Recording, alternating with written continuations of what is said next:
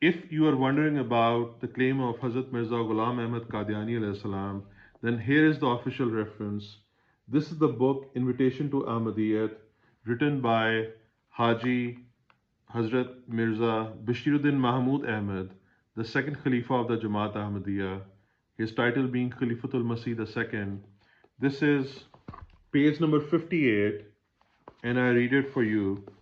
The claim of Hazrat Mirza Ghulam Ahmad, upon whom be peace, is that God has raised him for the guidance and direction of mankind, that he is the Messiah foretold in the traditions of our Holy Prophet ﷺ, and the Mahdi promised in his sayings, that is, the sayings of Holy Prophet ﷺ, that the prophecies contained in the different religious books about the advent of a divine messenger in the latter days have also been fulfilled in his person, that God has raised him for the advocacy and promulgation of Islam in our time, that God has granted him insight into the Holy Quran and revealed to him its innermost meaning and truth, that he has revealed to him the secrets of a virtuous life.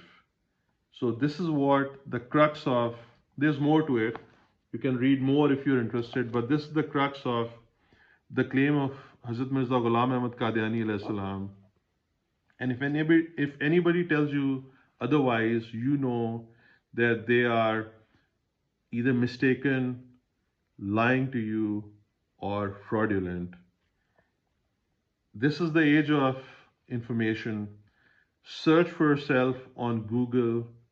Go get the PDF copy of this book. Do a text search for yourself. Use a large language model. Use AI for your benefit. Go to ChatGPT. Search for yourself. Do the research and get to the truth. Assalamu alaikum warahmatullah.